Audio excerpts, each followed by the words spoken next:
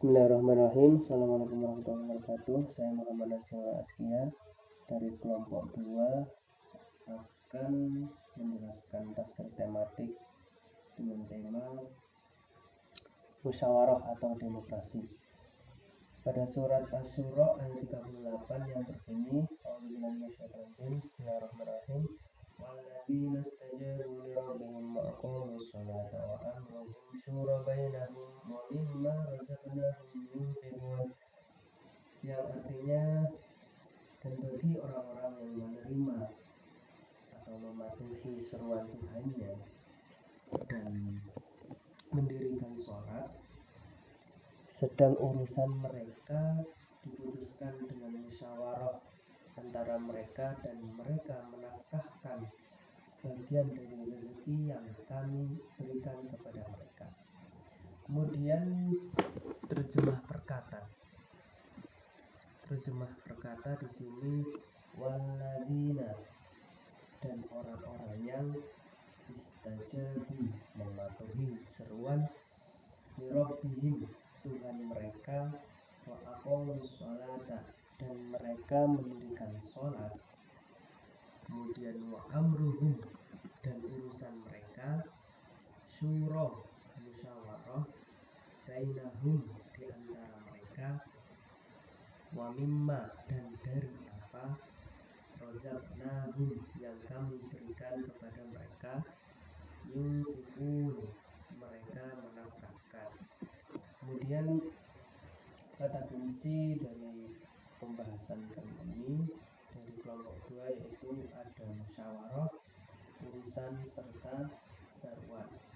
Demikian dari saya, nanti akan dilanjutkan oleh teman kelompok saya. Wassalamualaikum warahmatullahi wabarakatuh. Assalamualaikum warahmatullahi wabarakatuh.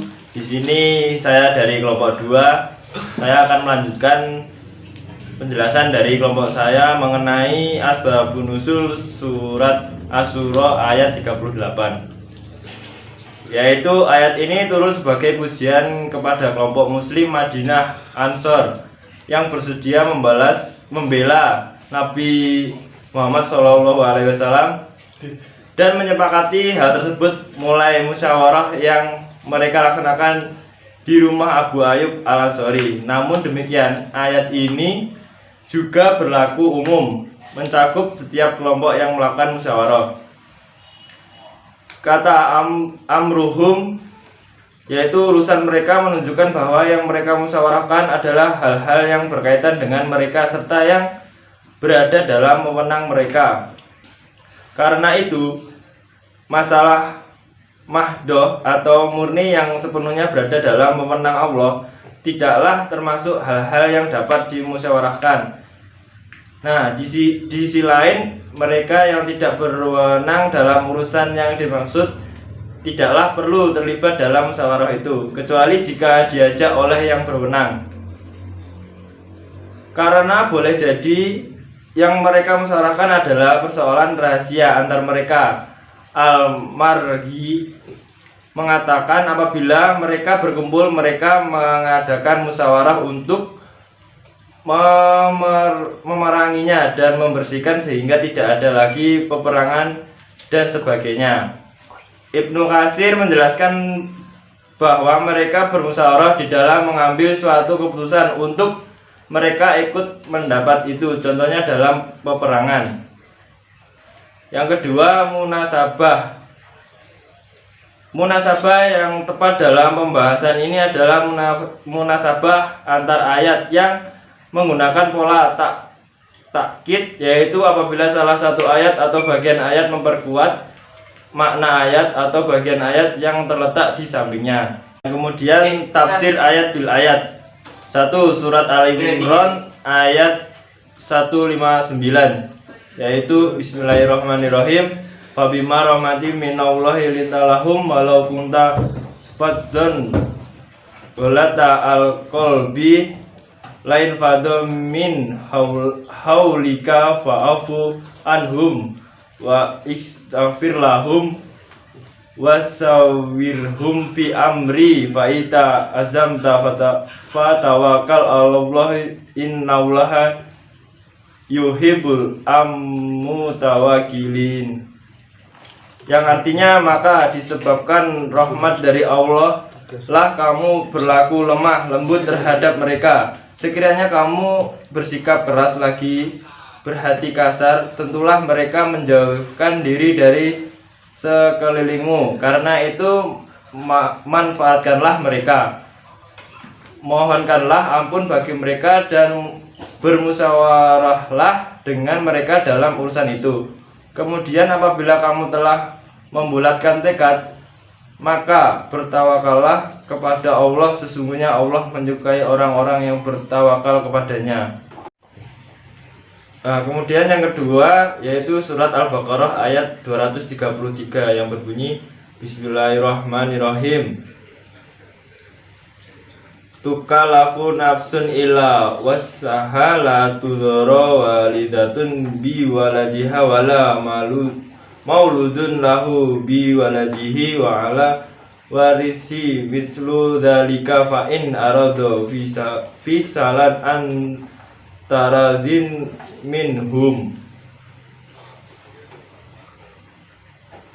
minhuma wa tasawurin fala junaha alaihim. Yang artinya, seseorang tidak dibebani melainkan menurut kadar kesanggupannya. Janganlah seorang ibu menderita kesengsaraan karena anaknya, dan seorang ayah karena anaknya. Dan waris pun berkewajiban demikian apabila keduanya ingin menyapih atau sebelum 2 tahun dengan kerelaan keduanya dan permusyawaratan, maka tidak ada dosa atas keduanya. Kemudian yang kedua, hadis dari Ibnu Majah, yaitu Ida istasya ahadukum akhohu falyasharon alaihi, yaitu apabila salah seorang kamu meminta bermusyawarah dengan saudaranya, maka penuhilah. Hadis riwayat Ibnu Majah. Nah, kemudian tafsir ayat bil mufasir akan dijelaskan oleh teman saya. Warahmatullahi wabarakatuh. Perkenalkan, nama saya Siti Mutia. Saya dari kelompok 2. Saya akan melanjutkan penjelasan dari teman kelompok saya. Di sini saya akan menjelaskan tentang tafsir ayat bil mufasir. Terus yang pertama, menurut Imam Suyuti, bunyinya dan bagi orang-orang yang menerima seruan Robnya dan mematuhi apa yang diserukan Robnya, yaitu mentauhidnya dan menyembahnya dan mendirikan sholat, memelihara, sedangkan urusan mereka dan berkenaan dengan diri mereka putuskan di antara mereka dengan musyawarah.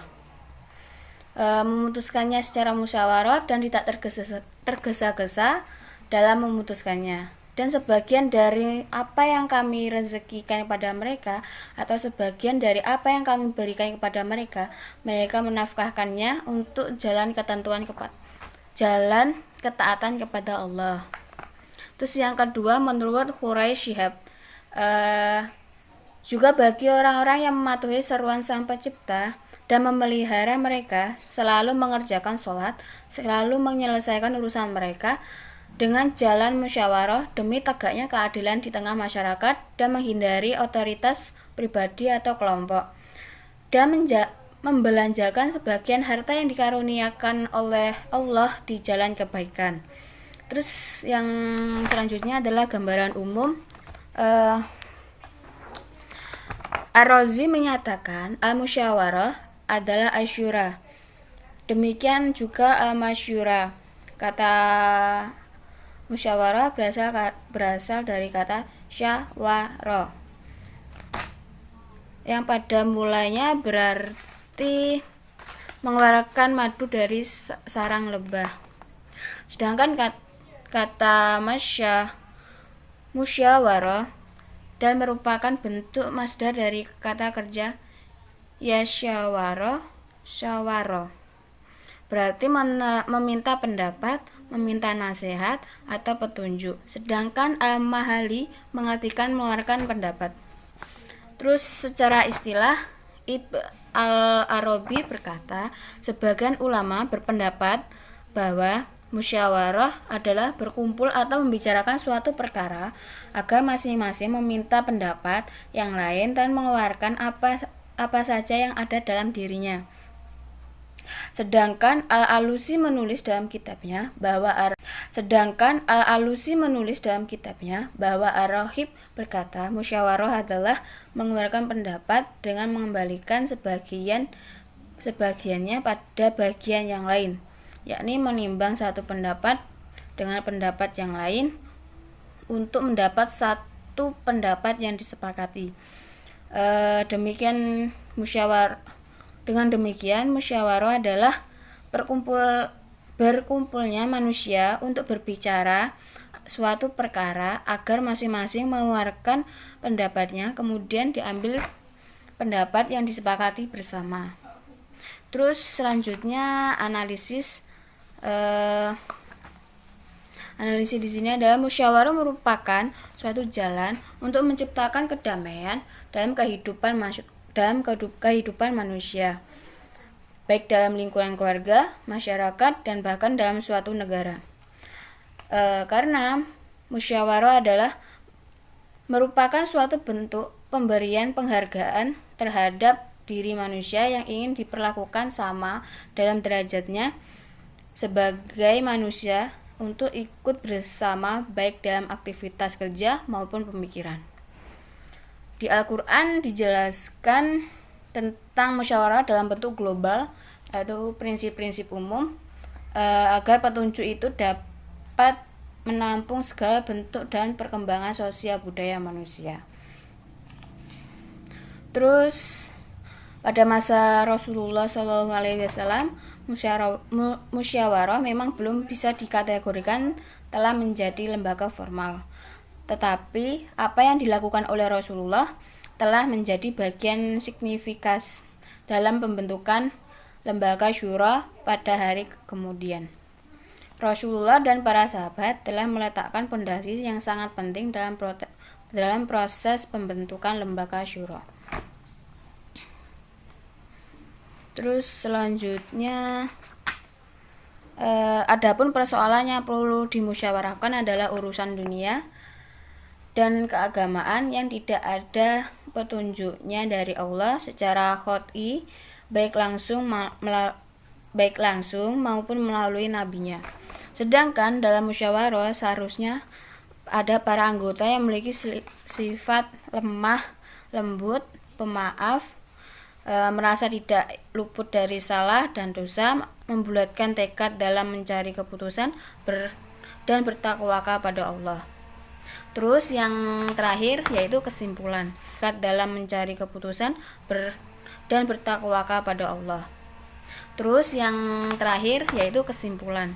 Kesimpulan di sini ada 3 aspek. Yang pertama, musyawarah terhadap persoalan-persoalan dalam kemasyarakatan, yaitu terdapat Surah Asy-Syura ayat 38. Terus yang kedua, musyawarah terhadap persoalan keluarga. Hal ini dikarenakan dalam kehidupan keluarga, khususnya antara suami dan istri, terdapat hal-hal yang harus disepakati dan diatasi sehingga rumah tangga bisa berjalan dengan baik. Berdasarkan ayat Al-Baqarah ayat 233. Terus yang ketiga adalah musyawarah terhadap persoalan politik, perjuangan, kenegaraan, dan lainnya. Karena itu, ketika Rasulullah SAW memimpin pasukan perang, beliau harus bermusyawarah dengan para sahabat yang menjadi pasukannya. Namun, pada saat hasil keputusan musyawarah tidak sesuai harapan, maka hal itu tidak boleh membuat seorang pemimpin menjadi emosional. Itu terdapat surah Ali Imran ayat 159. Demikian penjelasan dari saya. Kalau ada salah mohon maaf. Assalamualaikum warahmatullahi wabarakatuh.